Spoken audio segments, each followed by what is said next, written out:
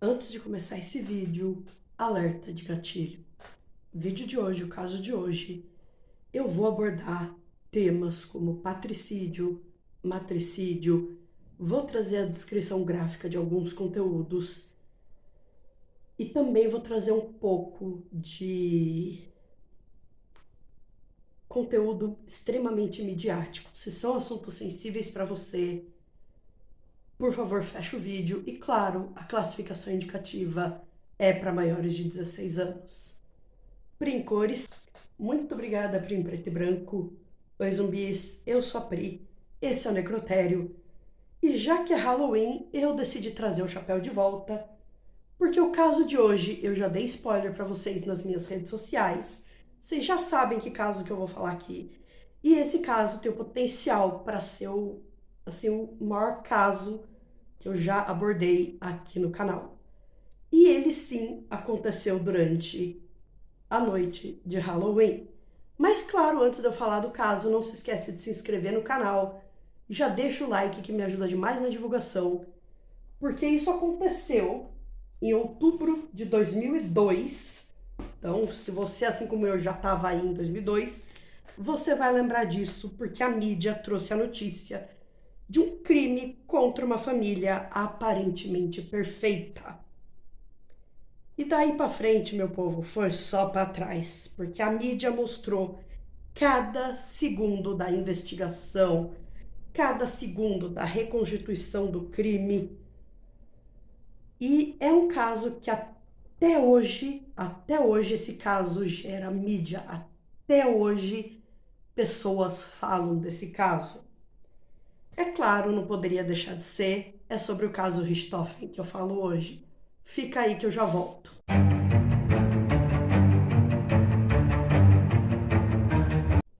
Bom, 31 de outubro de 2002.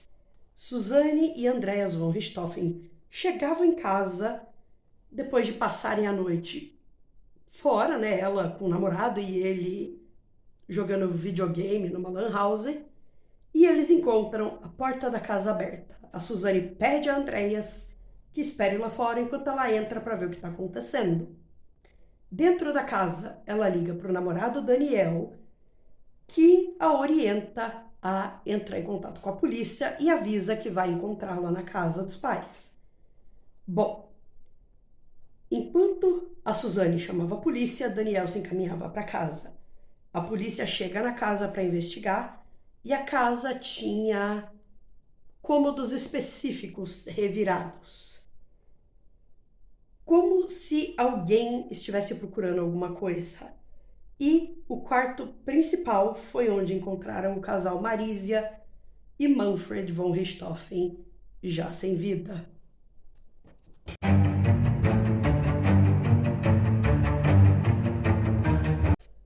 Bom, para entender um pouco esse caso, a gente vai precisar conhecer um pouco as duas famílias. A família Richthofen era composta por Manfred Albert von Richthofen, que nasceu em 3 de fevereiro de 1953 em Herbach, na Alemanha, e, obviamente, faleceu em 31 de outubro de 2002 em São Paulo. Se já não deu para perceber, Manfred era um imigrante alemão que veio para o Brasil ainda em meados dos anos 50, quando ele ainda era uma criança. Durante os anos 70, ele conheceu aquela que viria a se tornar sua esposa, Marisia, na USP, quando ele cursava engenharia e ela cursava medicina. Manfred era descrito como um homem educado e bem-humorado, e ele também chegou a alimentar um boato de que ele era descendente do Barão Vermelho, um herói de guerra muito famoso lá na Alemanha. Mas esse boato posteriormente foi desmentido e era realmente só um boato. Bom, Marisia Silva Abdala nasceu em 19 de novembro de 1952, na cidade de José Bonifácio, interior de São Paulo. E também faleceu em 31 de outubro de 2002, também em São Paulo. Ela vinha de uma família humilde, mas que era uma família pioneira no comércio da cidade de José Bonifácio. Era tida como extrovertida, falante e muito alegre, e tinha um irmão de nome Miguel, não consegui encontrar a diferença de idade dos dois, e a Marísia e o irmão custeavam os estudos e a faculdade com a ajuda de um tio. Bom, como sempre, eu tô com um caderno aqui cheio de anotações, porque esse caso é gigante e tem muita coisa sobre ele. Bom, meados de 1970, Marísia conhece Manfred e, depois de casados, eles foram estudar na Alemanha. Eu não encontrei nenhuma informação de quando o casal Richthofen se casou e nem quanto tempo passaram na Alemanha. E boa parte da minha pesquisa para esse caso foi feita usando noticiários da época, notícias de jornais e televisão da época, e também o livro O Quinto Mandamento, da Ilana Kazoy. Bom, quando voltaram ao Brasil, o Manfred passou a trabalhar para algumas empresas de engenharia até conseguir se estabilizar na Dersa, uma empresa do estado de São Paulo que cuidava das estradas do estado. E é dito que o Manfred ele teve envolvido no projeto do Rodoanel, mas isso nunca foi confirmado. Bom, o salário de Manfred na época, e isso é importante para a história, era algo em torno de 11 mil reais por mês. Já Marísia, que havia aberto um consultório de psiquiatria particular, tirava mais ou menos 20 mil por mês. Então, assim, era uma família bem abastada. Era uma família de classe média alta com bastante dinheiro. Bom, 3 de novembro de 1983, nasce a primeira filha do casal, Susanne Louise von Richthofen.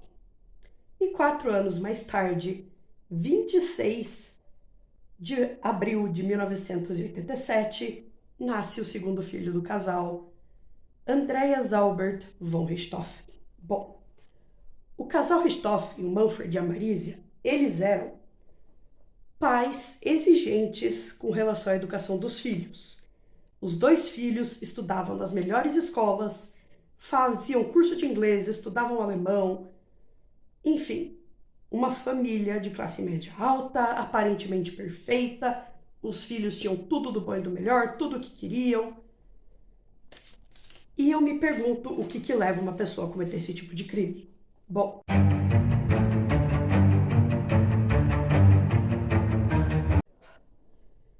agora vamos conhecer a outra família envolvida nessa história, a família Cravinhos, que era composta por seu Astrogildo Cravinhos de Paula e Silva, que nasceu em 1945 em São Paulo. Eu não encontrei a data exata, eu só encontrei o ano de nascimento. E seu Astrogildo era um escrivão aposentado que já teve problemas com a lei por usar uma identidade, uma carteira da OAB falsificada. Já a dona Nadija Quicksec Cravinhos de Paula e Silva nasceu em 1946 em São Paulo e ela era uma professora de pintura em tela. Bom, o casal Astrogildo e Nadija eram casados há mais de 40 anos e moravam no mesmo bairro, na mesma vila, há 30. Eles tinham 3 filhos, Marco, o mais velho, e que também ajudava a família financeiramente, Christian, o do meio, e Daniel. A família também era conhecida como família do barulho, principalmente porque eles passavam o dia consertando carros e motos e testando aeromodelos. Bom, o Christian nasceu em 1975, em São Paulo também, e ele era conhecido como o filho problema. Ele discutia com vizinhos, era usuário de entorpecentes e também praticava esportes radicais.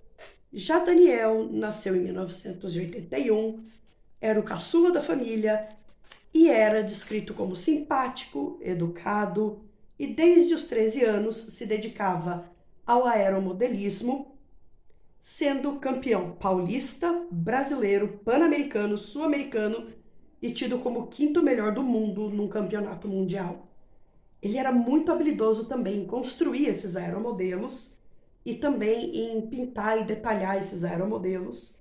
E ele conseguiu uma renda de mais ou menos R$ 1.400 por aeromodelo que ele customizava, que ele criava. Criava não, que ele construía. E bom, o Daniel também, na época em que ele já namorava a Suzane, começou a cursar direito, mas ele acabou parando no primeiro semestre.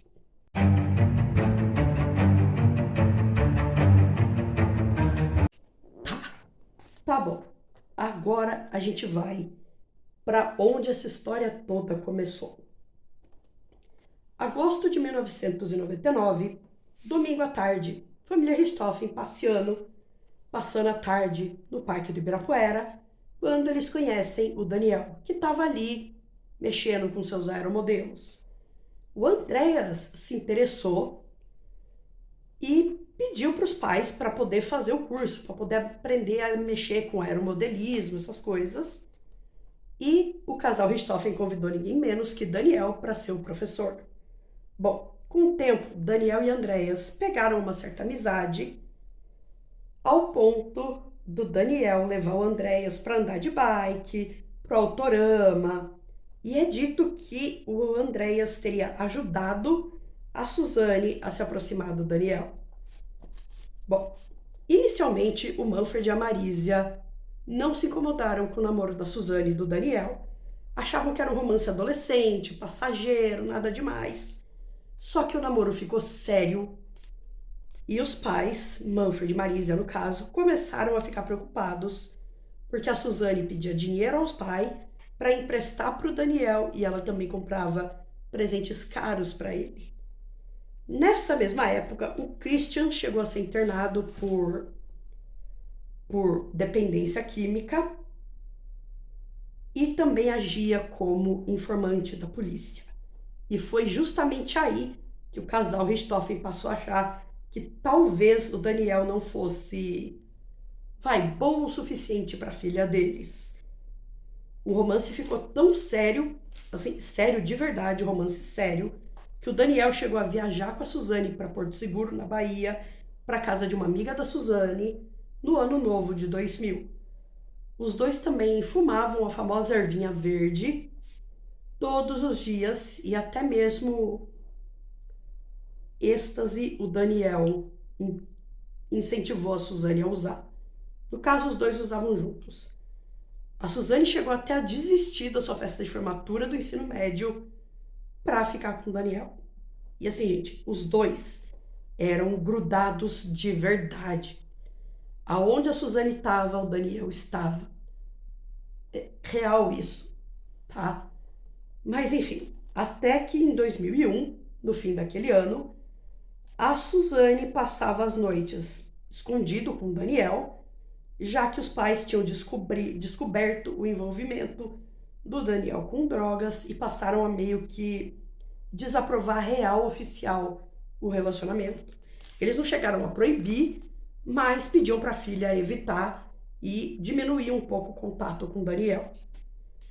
Até que em abril de 2002, quando a Marisia telefonou para uma amiga da Suzane, aonde ela devia ter passado a noite, e ela descobre que a Suzane não estava com a amiga. A Suzane fazia muito isso. Ela pedia para as amigas, se a mãe ligasse, avisar que a Suzane estava ali, quando na verdade ela estava com o Daniel. Bom, a mãe descobriu a mentira. Em casa, quando a Suzane volta para casa, ela admite que estava com o Daniel. Os pais proíbem de vez real oficial o namoro. Mas é claro que a Suzane falou, tá bom, vou parar de ficar com ele, mas continuou assim às escondidas. Até o Dia das Mães daquele ano, que a família foi almoçar num restaurante e a Suzane não quis ir, brigou com o pai, xingou, chegou a apanhar do Manfred pela primeira vez em 18 anos, saiu de casa fugindo, mas acabou voltando com a promessa de ter terminado o namoro real oficial. Só que não, né, gente? A gente sabe muito bem. Bom, Com essa briga do Dia das Mães, a Suzane se afastou dos pais e passou a ter brigas diárias com os pais. E claro, o relacionamento com o Daniel continuou às escondidas. Julho de 2002, o casal Richthofen, no caso Manfred e a Marisia, passaram um mês fora do Brasil, viajando na Europa. Durante esse mês, o namorado da Suzane, o Daniel, ficou morando na casa Richthofen, agindo como se ele fosse o dono da casa, como se ele mandasse na casa. E foi aí que eles começaram a se preparar para fazer o que fizeram com o casal Richthofen, assistindo a séries como CSI para se prepararem para fazer o que fizeram. Bom, com o retorno dos pais para o Brasil da viagem, a Suzane sugere que os pais comprem um apartamento para ela morar com o Daniel. Eu não sei se essa menina foi inocente ou se ela foi burra, mas enfim, o Manfred obviamente recusa essa ideia e foi aí que começaram ainda mais os planos para o crime. Já haviam começado, mas agora eles estavam decididos. Iam levar isso até o fim. Em setembro de 2002, o 12º Batalhão da PM foi chamado para apartar uma briga às 2 da manhã, adivinha onde? Na casa Richthofen. O Manfred, ele estava transtornado, discutindo com o Daniel, e a Suzane tentava meio que separar os dois, apartar a briga, mas os dois ainda se estranhando, com o Manfred alegando: ainda quebra esse moleque. Ele havia dito isso para um dos policiais e, claro, o Daniel também rebateu essa ofensa com uma outra ofensa, e ocorrências desse tipo começaram a acontecer algumas vezes mais.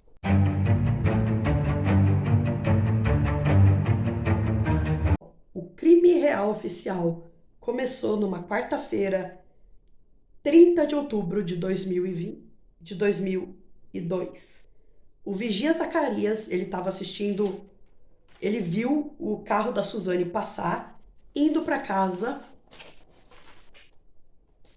e daí para frente foi só para trás. Porque uma vez na garagem, o trio, sim, Suzane estava no carro com Daniel e Christian já. E o vigia viu o carro da Suzane indo para casa num determinado horário. Bom, uma vez na garagem, o trio repassou o plano.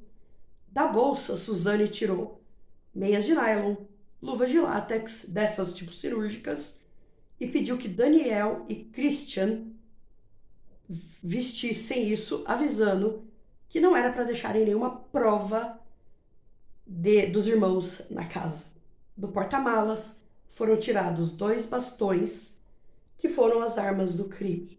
Os bastões eram de ferro, com furinhos preenchidos com madeira, e para entrar na casa, eles passaram pela parte da piscina, que ficava entre a garagem e a porta da frente, e acompanharam Suzane até o pé da escada.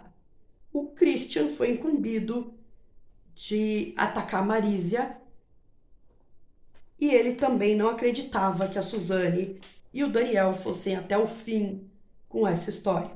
Bom, a Suzane subiu as escadas para o andar de cima da casa para ver se os pais estavam dormindo, e uma vez confirmado, ela fez o sinal para os irmãos cravinhos, e Daniel se pôs ao lado esquerdo da porta, o Christian à direita e a Suzane um pouquinho mais para trás, perto de um interruptor.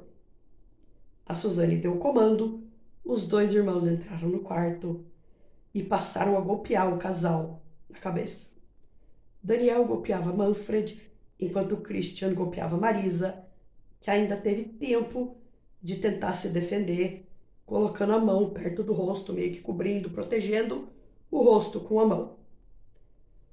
Quando pararam de bater, e aqui eu vou deixar o aviso de que o conteúdo vai ser um pouco gráfico, o casal sem ar, eles começam a emitir um barulho, um ronco. por conta da tentativa de respirar depois dos golpes. E isso acontece, tá, gente?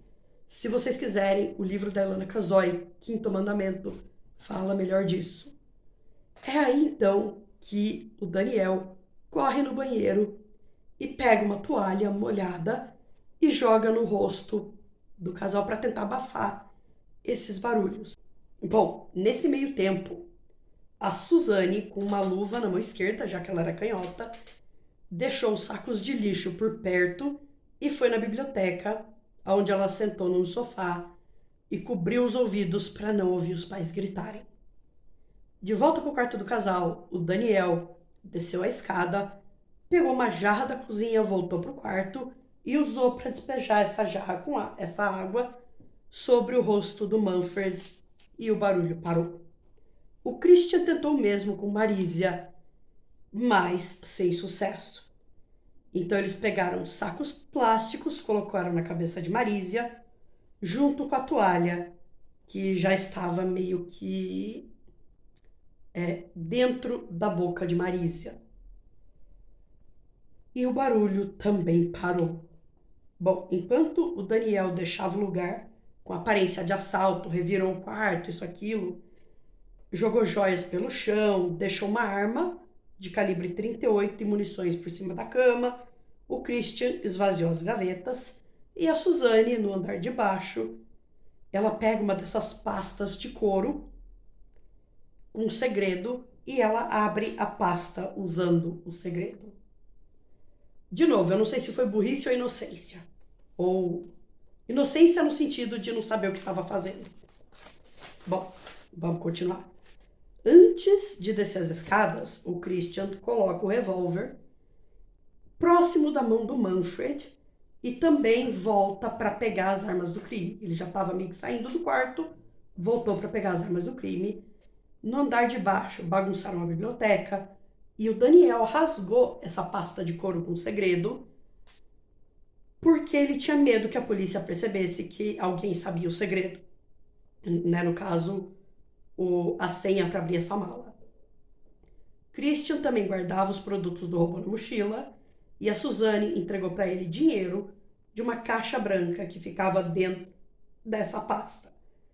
O trio trocou de roupa, colocou tudo que poderia ser tido como evidência em mais sacos plásticos pretos e os irmãos também entraram de novo na casa pela janela da biblioteca, deixando marcas de sapato na área.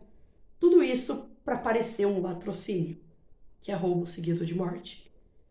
Bom, tudo nessa ação levou mais ou menos 30 minutos. Eles deixaram a casa, deixaram os sacos plásticos e as armas em um lugar movimentado, deixaram o Christian pelo caminho e ele andou o resto do caminho para casa.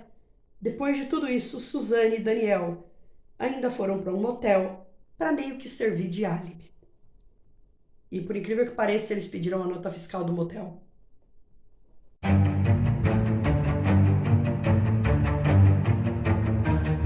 Tá bom, vamos falar da investigação desse caso.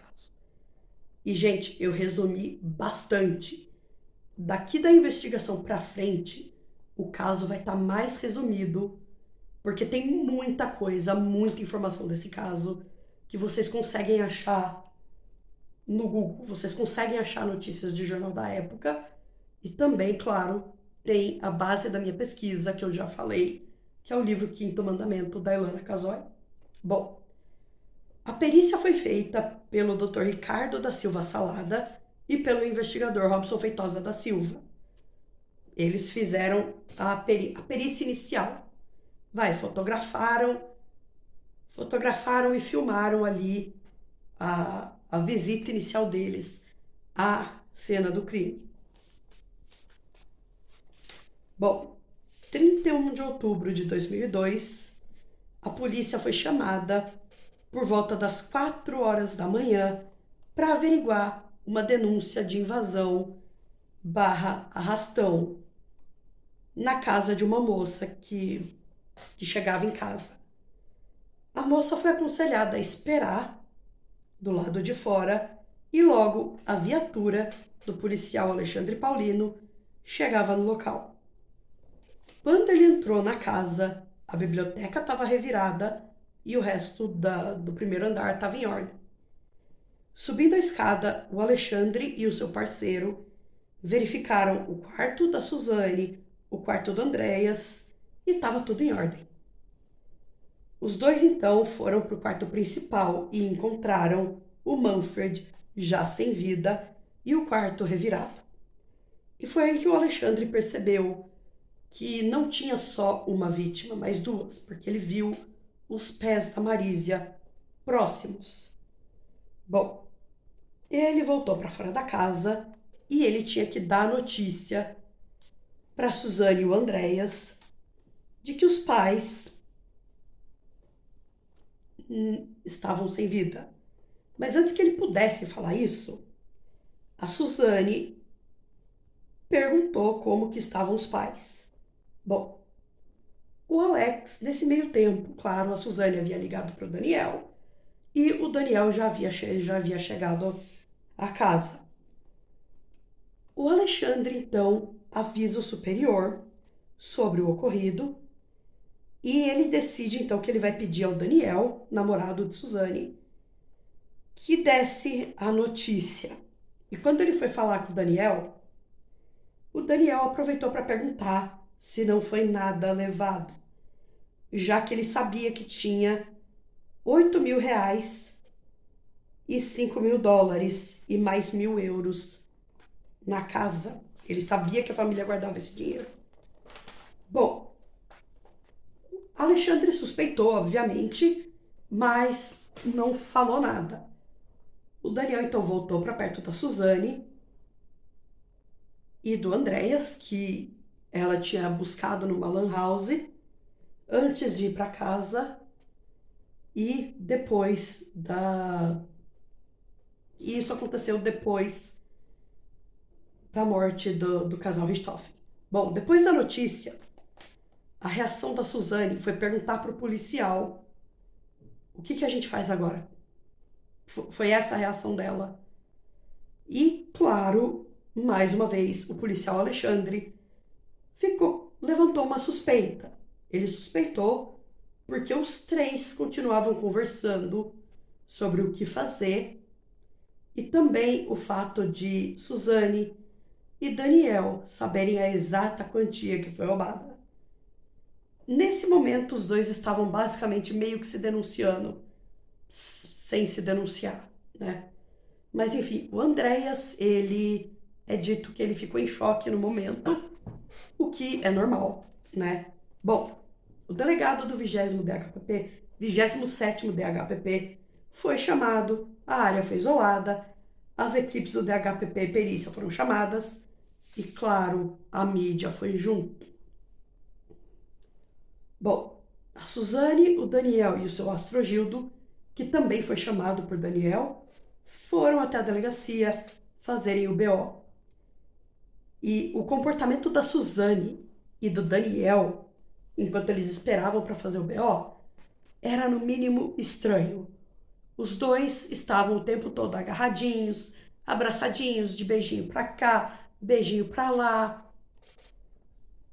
Bom, por volta das 7h30 da manhã, a perícia de fato chega na casa, o Dr. Ricardo e o investigador Robson, e eles entram e percebem que a porta não tinha sinal de arrombamento, a janela estava aberta, a da biblioteca, eles percebem as marcas de tênis, percebem que o primeiro andar está tudo em ordem, com exceção da biblioteca, que foi totalmente revirada, e eles percebem no andar superior que também está tudo em ordem, com exceção do quarto do casal, que estava revirado.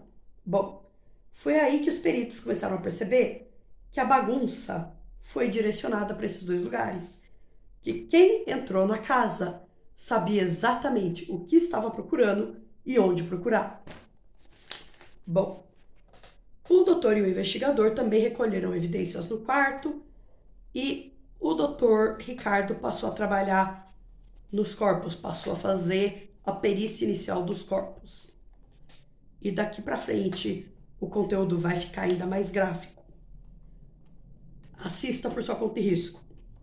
No quarto, ele viu que o Manfred tinha toalha no rosto, que a Marisa também tinha o saco preto na cabeça. E quando ele descobre o rosto da Marísia, ele vê o estado em que ela se encontrava.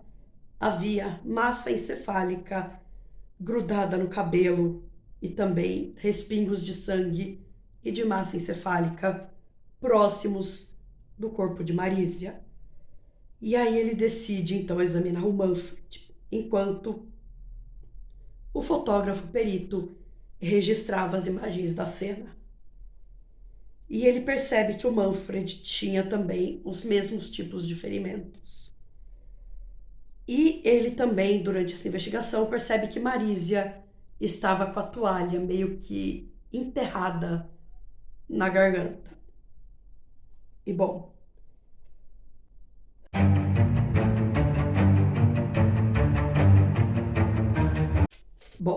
vamos aos depoimentos dessa família. Inicialmente, o primeiro depoimento foi o de Andreas, que obviamente estava abalado, meio atordoado, e ele pensava bastante para responder as perguntas dos investigadores. Ele contou que a irmã o deixou na lan house por volta das 11h30, que ele ligou de volta 10 para as 3 da manhã, que eles levaram o Daniel para casa, chegaram em casa no horário que haviam ligado para a polícia. E, bom, a polícia percebe que ele pensava um pouco para responder, que ele não tinha a resposta pronta. A polícia então começa a ser um pouco mais dura com ele para tentar descobrir se ele estava ou não envolvido. Mas o Andreas, ele só respondia o que era perguntado. Então a polícia constatou que o menino não estava envolvido. Bom, a Suzane, nesse meio tempo, estava em outro setor e ficava de casalzinho com o Daniel, enquanto esperava para dar o seu depoimento. Novamente, abracinho, beijinho para lá e para cá. E ela parecia bem tranquila, de acordo com a polícia. E a Suzane foi com uma história pronta, de uma casa vigiada, com sensor de movimento, um pai rígido, de empregadas domésticas que não duravam 6 meses, mais de 6 meses. Enfim, toda uma história de que o pai era abusivo. E aí ela conta que saiu de casa por volta das 17 horas, foi para casa de Daniel, onde eles ficaram até as 18 horas, assistindo TV, depois foram para uma locadora, foram visitar Christian e 10h30 da noite ela foi buscar o Andreas. Ela e o Daniel foram buscar o Andreas e levar ele no lan house. Meia-noite a Suzane passou em casa para pegar dinheiro e 1h30 eles foram para o motel até as 12h40 da manhã. E lembra que eu falei que eles pediram a nota fiscal? Pois é. Bom, o Daniel conta a mesma história que Suzane. Os dois tinham combinado a história, óbvio. Bom, nesse meio tempo, a autópsia do casal foi feita e concluiu que o casal teve morte por traumatismo craniano. E a partir daí, a polícia começou a conversar com pessoas próximas da família Richthofen e da família Cravinhos, funcionários da casa, etc. 2 policiais também foram ao funeral do casal Richthofen, aonde a Suzane estava sendo confortada pelo Daniel. Bom, 1º de novembro de 2002, o jovem Ricardo Marti, que era um amigo de Christian, ele foi convencido por Christian a tirar uma moto no seu nome, com o Christian alegando que ele tinha problemas com o banco, porque ele ia pagar a moto à vista, em dinheiro vivo, mas ele estava com problemas com o banco.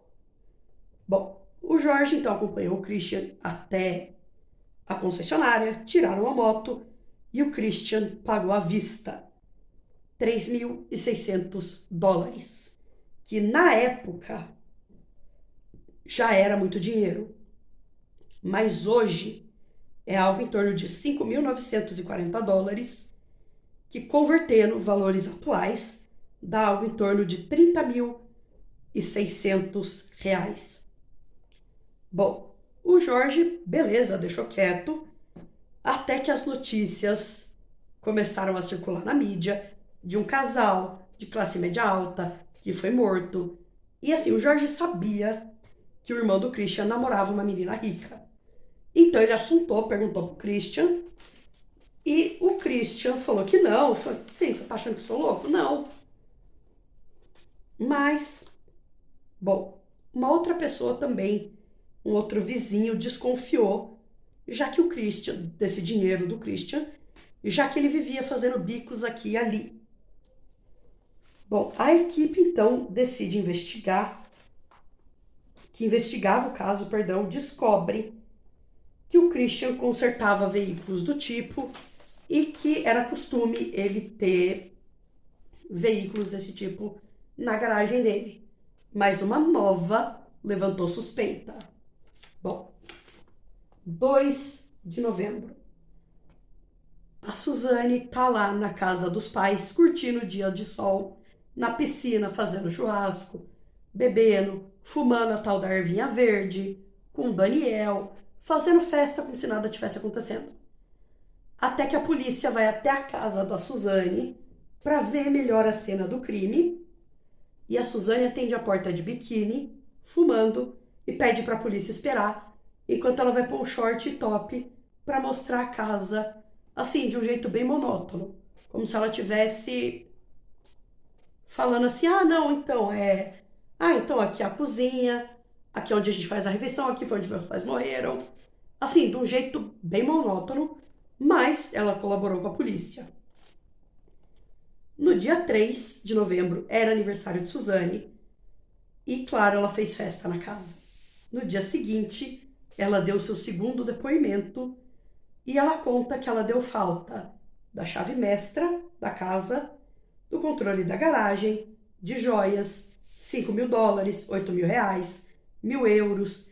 E ela alegou que os pais, ela também, durante esse depoimento, enquanto ela era questionada,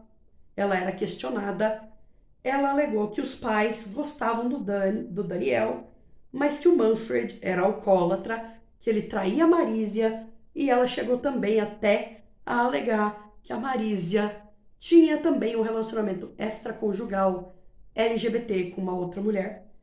Enfim, Suzane fez a caveira dos pais para a polícia. E, claro, deu para perceber a inconsistência no seu depoimento. Dia 5 de novembro daquele ano, o perfil das duas famílias foi criado, foi traçado o perfil psicológico perfil psicológico e de comportamento das duas famílias. E, gente, se eu tô indo e voltando no caso, para cá, para lá, se tá parecendo enrolado, é justamente porque o caso ele é assim.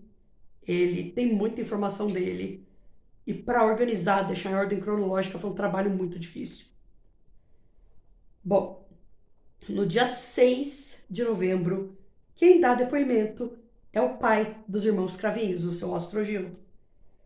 E ele contraria a informação de que os amigos e família do casal diziam. Bom, segundo o seu Ostrogildo, o Daniel e o Manfred estavam em bons termos, o que contradizia o que os amigos mais próximos do casal e amigos da Suzane diziam, que não, que o Manfred e o Daniel viviam se estranhando.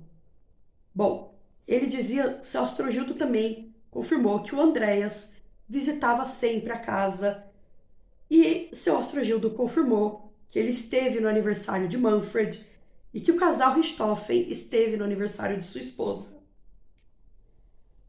A empregada doméstica do casal Richthofen, Reinalva, também deu seu depoimento, alegando que trabalhava na casa da família de segunda a sábado, das 8 às 5 da tarde, e que os patrões eram bem-humorados, mas eram também um pouco reservados e não falavam nada além do profissional com ela. E ela dizia que não via o Manfred beber, que era só de final de semana uma cervejinha para descontrair, nada demais, o que também contradizia a história de Suzane. Bom, a empregada obviamente conhecia a rotina da família. E agora a gente tem, no dia 7 de novembro, o primeiro depoimento do Christian. O Christian foi perguntado, obviamente, sobre como ele conseguiu a moto e as versões de como ele conseguiu. Ele alegou que ele teve medo de perder a moto porque ele não declarou o dinheiro. E ele passou a contar que o amigo Jorge tinha tirado a moto em seu nome, etc. E a polícia perguntando de novo e de novo, pedindo detalhes. E o Christian foi ficando irritado com isso e cansado. Até a hora que a polícia pediu para ele descrever como que ele conseguiu o dinheiro. Afinal de contas, ele vinha de uma família de classe trabalhadora, simples, e ele era um rapaz que vivia de bicos. E aí ele alegou que o pai e a avó o ajudavam desde 98, dando dinheiro para ele de vez em quando, datas comemorativas, esse tipo de coisa. E que ele também havia conseguido dinheiro por ter vendido uma bateria por $1.100. Não sei como você vende uma bateria por $1.100, mas tudo bem. No dia 8, uma amiga de Christian presta o depoimento e ela conta que o Christian havia insistido insistido que ele havia ficado a noite toda com ela, quando na realidade ele ficou só até 1 da manhã. O amigo Jorge também depõe e fala que ele que comprou a moto e que ele havia perguntado para o Christian depois de ver notícias do caso.